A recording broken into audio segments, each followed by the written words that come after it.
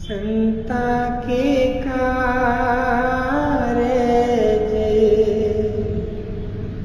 आप खलोया, हर कम करावन आया राम। संता के कारज आप खलोया, हर कम करावन आया राम। दरित सुहावी ताल सुहावा, विच अमृत जल छाया राम। संता के कारज आप खलोया, हर कम करावन आया राम। अमृत जल छाया पूरन साज कराया, सगल मनोरथ पूरे। संता के कारज आप खलोया, हर कम करावन आया राम। हर कम करावन आया राम।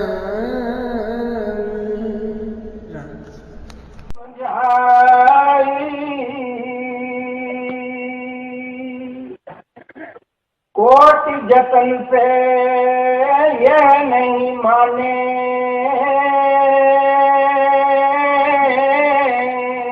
धुन सुनकर मन समझाई।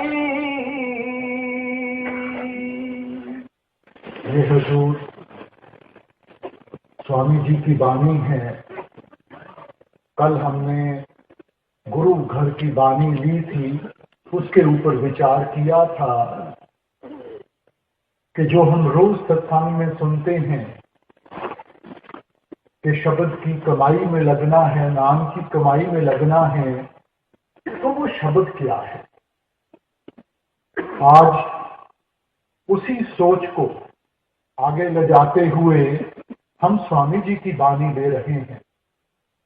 अलग अलग महापुरुषों की वाणियों लेने का एक ही मकसद है कि हम समझ सकें कि आप हमें कोई अलग अलग मजहबों, अलग अलग धर्मों में बांटने के लिए नहीं आए। आप तो हमारे अंदर प्रेम और प्यार की भावना जागृत करने के लिए आए थे कि हम मालिक की सच्ची भक्ति के साथ लग सकें, हम उस सच के रास्ते को अपना सकें। आज जो शब्द है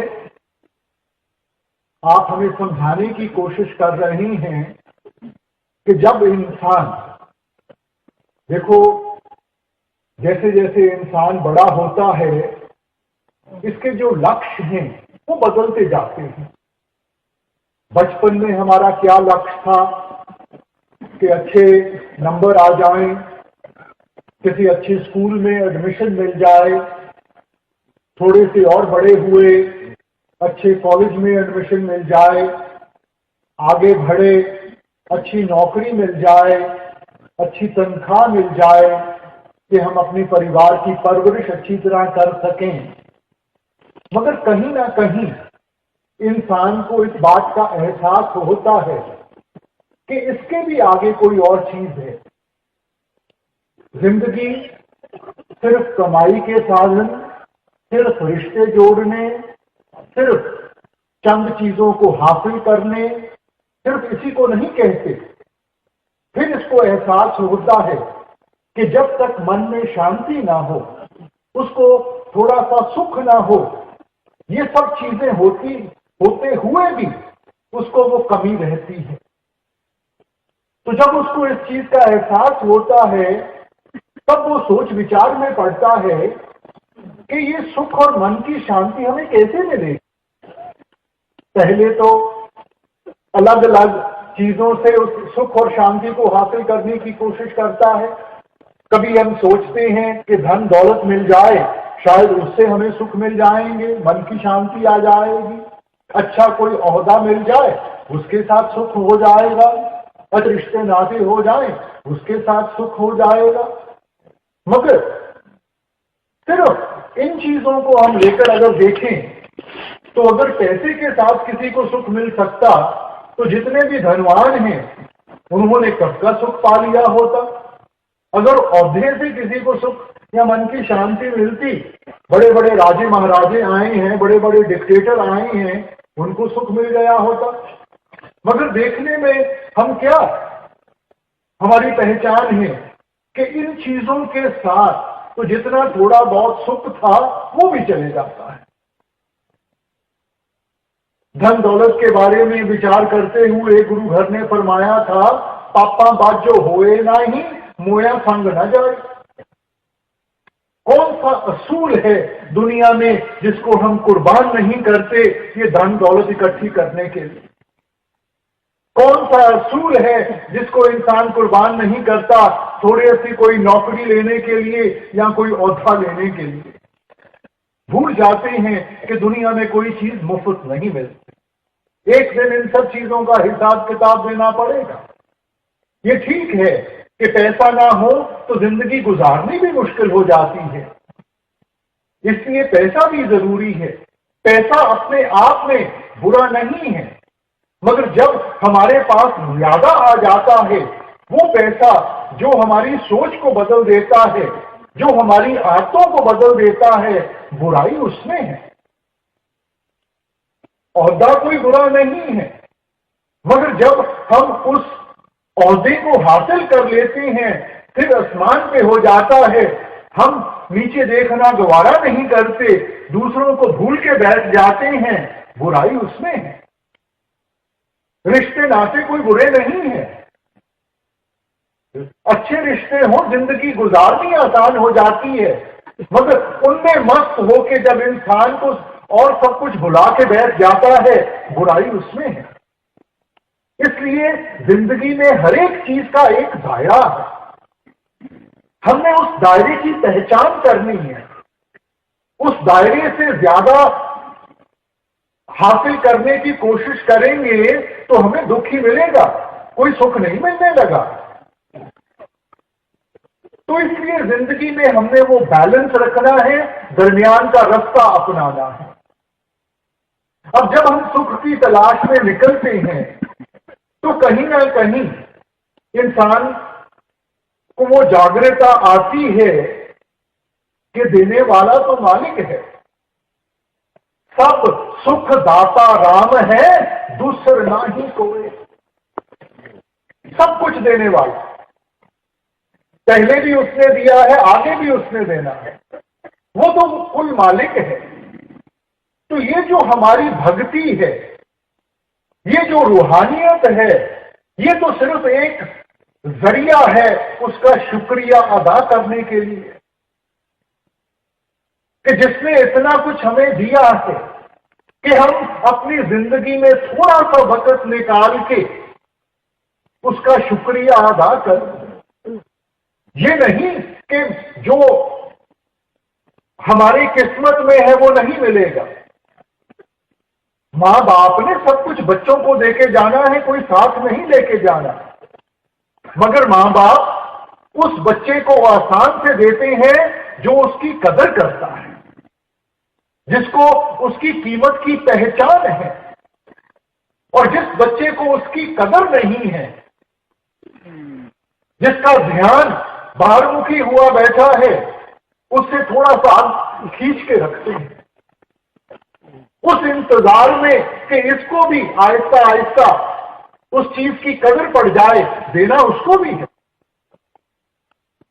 तो कल भी बेनती की गई कि जो रूहानियत की दौलत है, मालिक ने उसमें कोई फर्क नहीं रखा। ये नहीं कि लोगों के पास कोई ज्यादा है और हमारे पास कोई कम है। रूहानियत की दौलत मालिक ने सबको एक जैसी दी है, फर्क सिर्फ पहचान का है। जिस इंसान ने अपना ध्यान अंतर्मुख करके उसकी पहचान कर ली, वो सेवक बन गया, उसने गुरमुखता की तरफ कदम बढ़ाने शुरू कर दिए। और जो मन के अधीन होकर मन की ख्वाहिशों को पूरा करने में लगा रहा, उसको हमने मनमुख बना दिया। फर्क सिर्फ इतना ही है। मालिक कभी भी फर्क नहीं करेगा। अगर मालिक ही फर्क करने लग पड़ा तो फिर हमें बचाने वाला कोई नहीं है। उसके लिए सारे एक जैसे हैं।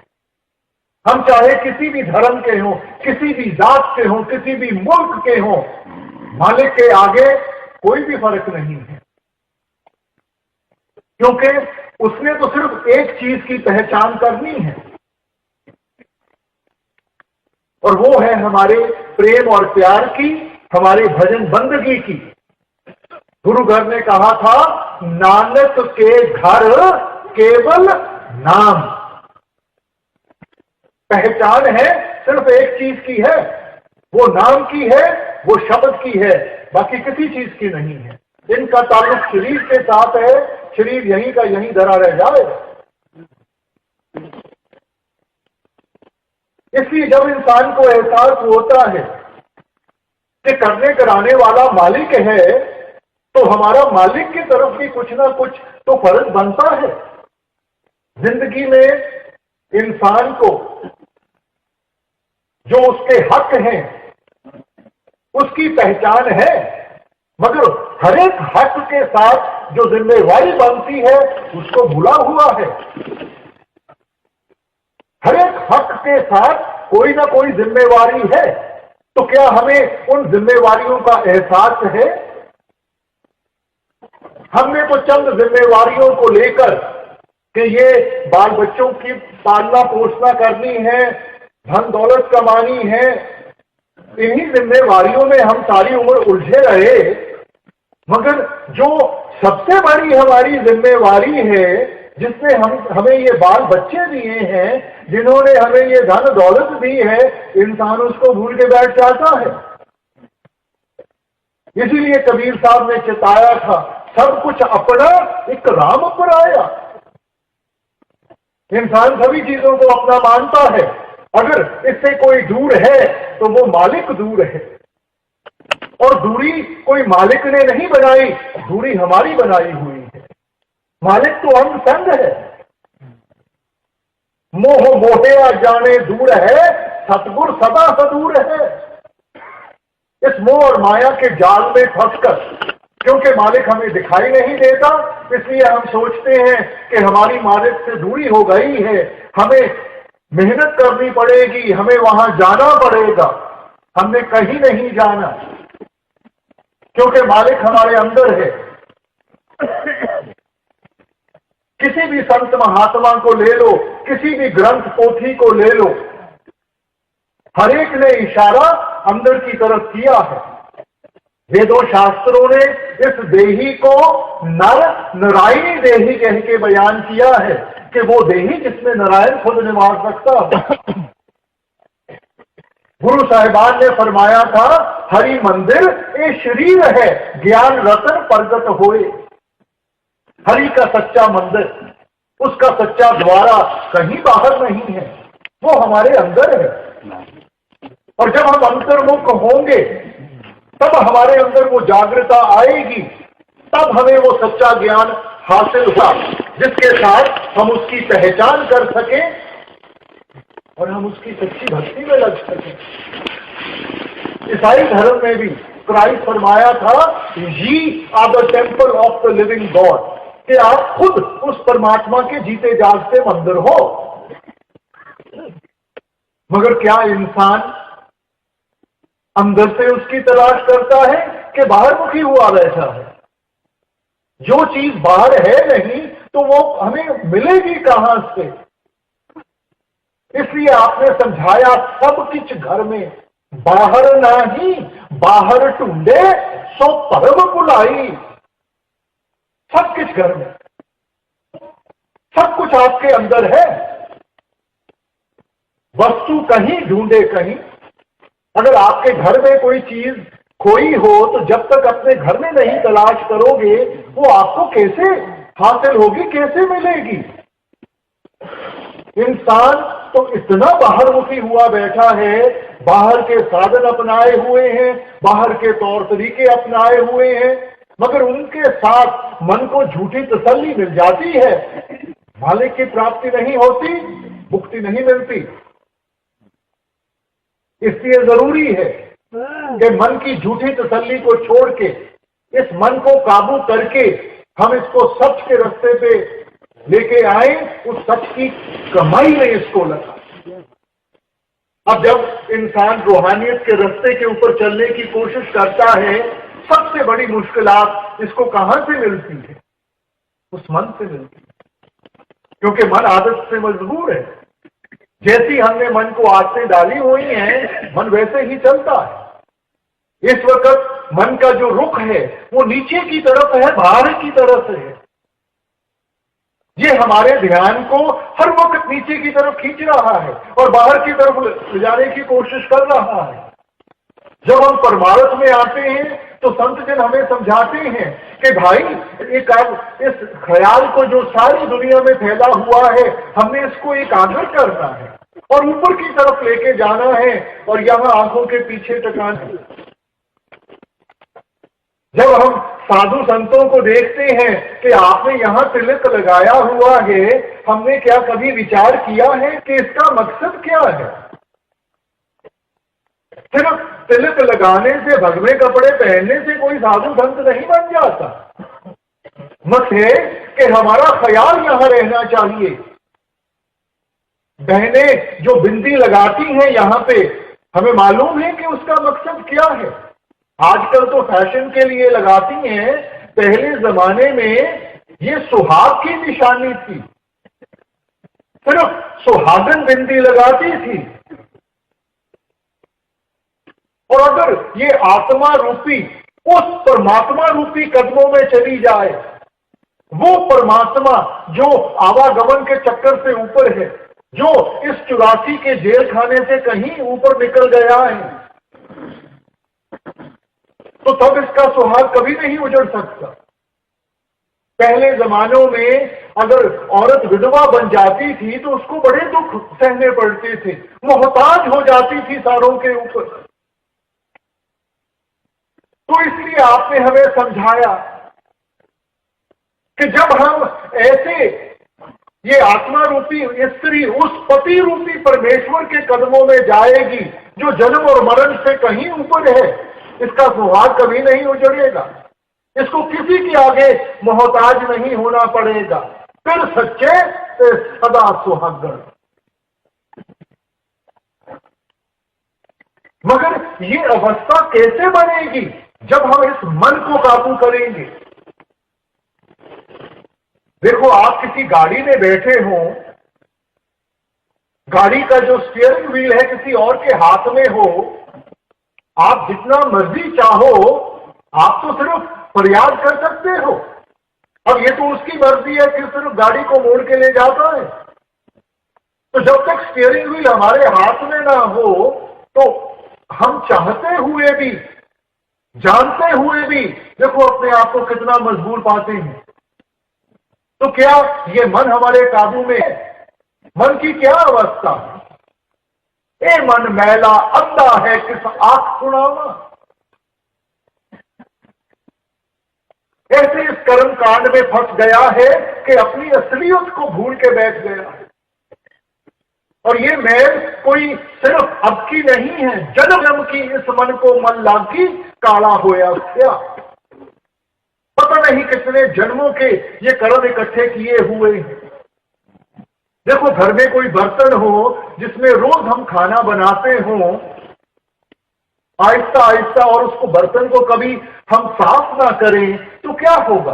आहिस्ता आहिस्ता उस बर्तन के ऊपर गंदगी जमनी शुरू हो जाएगी और कोई ऐसा वक्त भी आ जाएगा जब उसकी चमक हमें याद नहीं रहेगी, क्योंकि रोज उस गंदगी को देखते हैं तो हम ये समझना शुरू कर देते हैं कि यही इसकी असलियत है। मगर फिर कोई हमारे पहचान वाला आता है, हमें समझाता है कि भाई ये बर्तन इतना गंदा है, इसको कभी साफ भी कर लिया करो। अब उसको साफ करना शुरू करेंगे, एक तह गंदगी की निकलती है, नीचे एक और तह मिलती है, वो निकलती है, नीचे एक और तह मिलती है, क्योंकि इतनी देर महीनों महीने वो बर्तन साफ नहीं किया। अब हिम्मत छोड़ के बैठ जाएंगे तो वो बर्तन गंदे का गंदा रह जाएगा। मगर उसको रगड़ते जाएंगे, कहीं ना कहीं उसकी चमक सामने आ जाएगी। फिर इंसान को एहसास होता है ये गंदगी कोई और चीज है, वो चमक कोई और चीज है।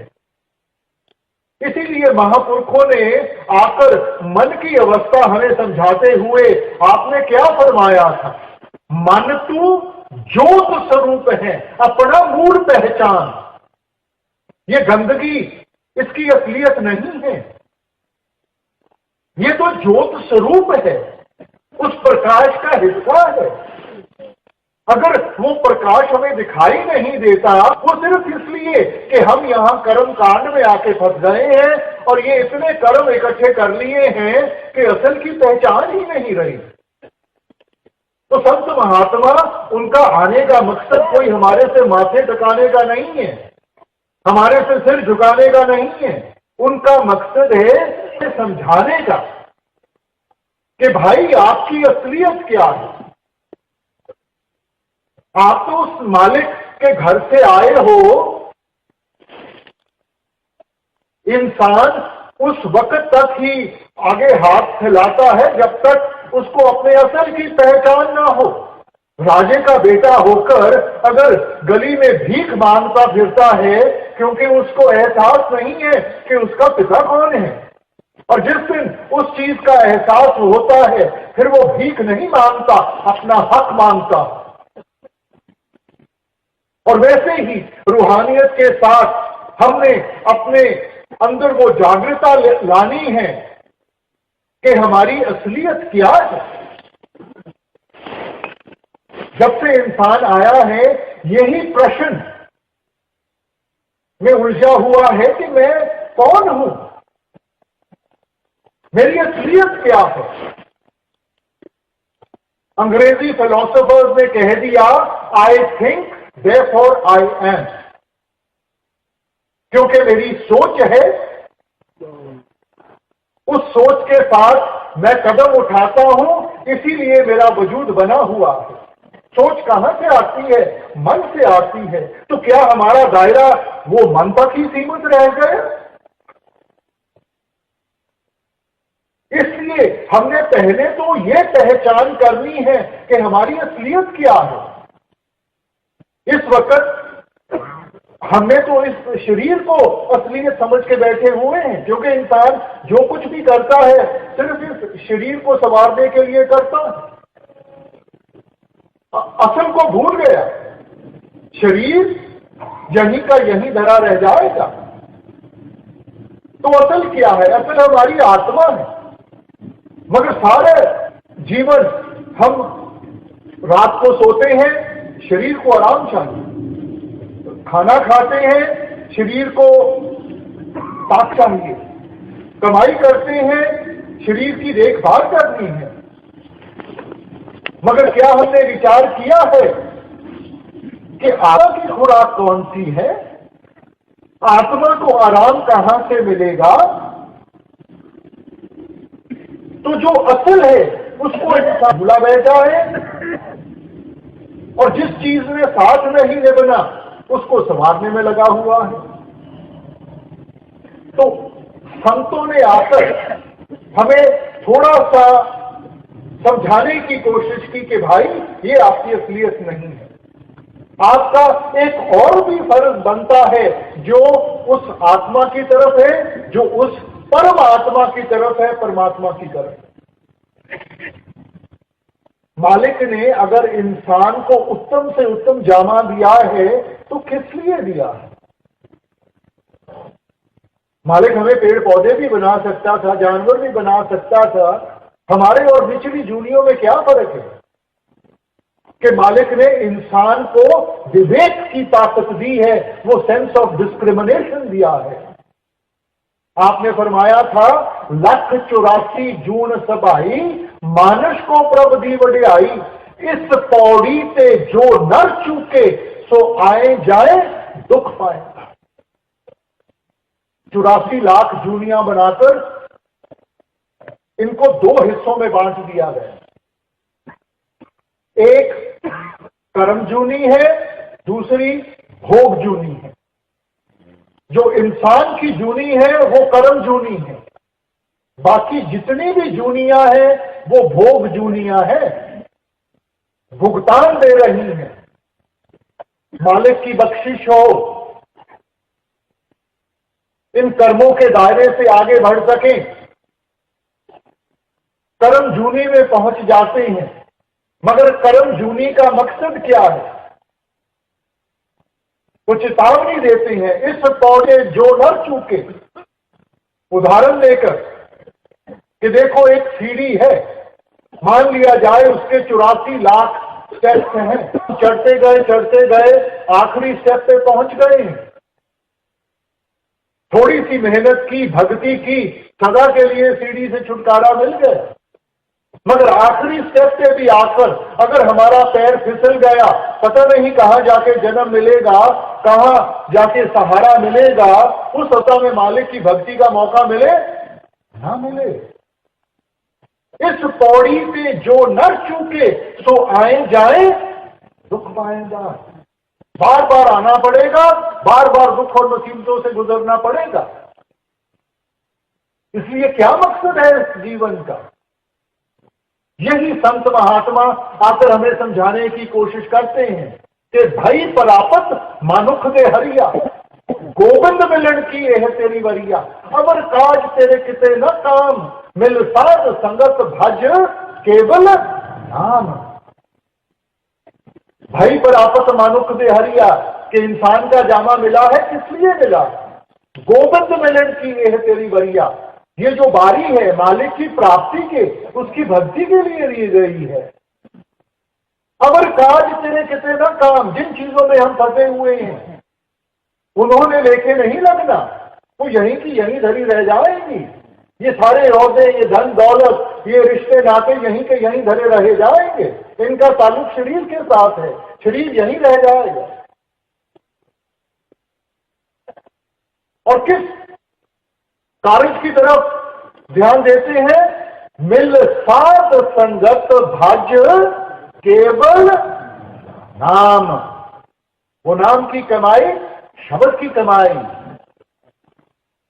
मगर इंसान पहले तो आलसी है और फिर आहिस्ता आहिस्ता फिर उन्हीं पुरानी आदतों में जाके फंस जाता है। इसीलिए स्वामी जी ने आकर अपनी वाणी के साथ हमें बार बार चेतावनी दी, प्रेम और प्यार से समझाने की कोशिश की कि भाई समझने की कोशिश करो, ये मन हमारा असल नहीं है, ये शरीर हमारा असल नहीं है। हमारी असलियत उस आत्मा के साथ जुड़ी हुई है, और जब तक हम अंतर्मुख होके उसकी पहचान नहीं करेंगे, हम कभी भी इस जीवन को सवार नहीं सकेंगे, इस जीवन को सफल नहीं बना सकेंगे। अब मन हमारा देखो कितना चंचल है। मन खिन खिन भरम भरम बहुधावे, तिल घर नाही वासा पावे। कभी भी एक जगह पे टिकता नहीं है, कभी एक इच्छा तो कल को दूसरी इच्छा, और सारी उम्र गुजर जाती है इसको पूरा करते करते, ये कभी पूरी नहीं हो सकती। इसलिए इंसान इन्हीं में उलझा रहता है। तो मन को कैसे काबू करता है? तो वो स्वामी जी समझाने की कोशिश करते हैं कि तुम सुन के मन समझाओ, कोट यतन से ये नहीं माने। हम सोचते हैं कि दुनियावी चीजें हासिल करने के साथ, ये धन दौलत औहदे हासिल करने के साथ इस मन को तृप्त आ जाएगी, इसकी जो भूख है वो मिट जाएगी। मगर आप समझाते हैं कोट यतन से ये नहीं माने, इन सब चीजों के साथ इसको तृप्त नहीं आएगी, इसको सहज नहीं आएगी। और सहज कैसे आएगी? तो आप समझाते हैं धुन सुन के मन समझा, वो धुन। अब ये धुन क्या चीज है? कल आपने गौर फरमाया उस शब्द के बारे में। ये वो धुन है जो रात दिन 24 घंटे हमारे हृदय के अंदर बज रही है। ये कोई वो धुन नहीं है जो बाजे से पैदा होती है। इसीलिए आपने इसको समझाते हुए फरमाया धुन वाज्य अनहद घोड़ा मन मानिया हर रस मोरा। लफ्ज इस्तेमाल किया अनहद का, कि जो रात दिन 24 घंटे हमारे अंदर बज रही है, उस धुन को जब सुनेंगे उसकी मिठास हासिल होगी, तब ये दुनिया के रंग तमाशे फीके पड़ेंगे। इंसान जबरदस्ती करता है, जब जबरदस्ती करेगा तो रिएक्शन होगा। तो यहां परमार्थ में जबरदस्ती नहीं करनी, हमने बड़े सिस्टमैटिकली ये देखना है कि मन को कैसे हमने मालिक की भक्ति के साथ जोड़ना है। देखो छोटी बच्ची है, जैसे जैसे जवान होती है, अगर माँ बाप उसको समझाना शुरू कर दें कि बेटा तेरी आगे जाके शादी होगी, तूने दूसरे घर जाके अपना रिश्ता जोड़ना है, इसलिए माँ बाप को भूलना शुरू कर दे, वो बच्ची कभी कर नहीं पाएगी। मगर जिस वक्त उसकी शादी हो जाती है, दूसरे घर जाके उसका रिश्ता जुड़ जाता है, अपने आप माँ बाप का दर्जा कम होना शुरू हो जाता है। तो वो रिश्ता कैसे जुड़ा? पहले रिश्ता जुड़ा, फिर वो दूसरी चीजों से अपना ध्यान हटा सकी। इसलिए हुजूर फरमाया करते थे कि अटैचमेंट कॉजेज डिटैचमेंट, कि पहले संबंध जोड़ो, जब संबंध जुड़ेगा तब हम इन सब चीजों से रिश्ता तोड़ सकेंगे। और गुरु घर ने फरमाया 9 दरवाजे नवे दर फीके रस अमृत 10 में चुबीचे। ये 9 द्वारें हैं जिनके जरिए हमारा ख्याल सारी दुनिया में फैलता है। तो आप फरमाते हैं कि जब हम वो भजन बंदगी में लगेंगे, इस ख्याल को एकाग्र करेंगे और ऊपर की तरफ यहां लेकर जाएंगे, यहां आंखों के पीछे टकाएंगे, वहां हमें वो अमृत रूपी रस हासिल होगा। उस रस को इंसान पिएगा। तो कल आपने फरमाया मन पीवे पाए सुभाए रे, उसको पीता है, वो इसको भाता है, इसको अच्छा लगता है, तब ये सहज अवस्था की तरफ जाता है, तब दुनिया के रंग तमाशे फीके पड़ते हैं। जब इसको असल चीज हासिल हो जाए तो फिर ये दूसरी चीजों की तरफ ध्यान नहीं देगा। 9 दरवाजे नवे दर फीके रस अमृत 10 में चुबीचे। जब वो रस हासिल हो गया तो दुनिया के सब रंग तमाशे फीके पड़ जाएंगे। इस वक्त जब हम रूहानियत में कदम रखते हैं, क्योंकि सत्संग में ये चीजें समझाई जाती हैं कि हमारे लिए क्या अच्छा है क्या बुरा है, हम सोचते हैं कि चलो मन को जबरदस्ती इनसे हमने दूर करना है, मगर जबरदस्ती करेंगे मन रिएक्ट करेगा और उतना जोर पकड़ के दोबारा उन्हीं चीजों की तरफ भागेगा। इसलिए हमने ऐसा रास्ता अपनाना है कि भजन बंदगी शुरू करें। जैसे जैसे भजन सिमरन में बैठेंगे, अंदर से वो रस आएगा, उस रस के साथ अपने आप हमें अंदर से वो प्रेरणा मिलेगी, ताकत मिलेगी कि हम इन चीजों को पीछे छोड़ सकें। तो एक सिस्टमैटिक अप्रोच होनी चाहिए। ये नहीं कि आज से मैंने ये नहीं करना, ये नहीं करना, ये नहीं करना। देखो छोटा बच्चा है ना, सारा दिन उसको माँ बाप कहते रहे कि ये नहीं तेरे लिए अच्छा, ये नहीं अच्छा, तो वो थक हार के बच्चा कहेगा फिर मैंने करना क्या है।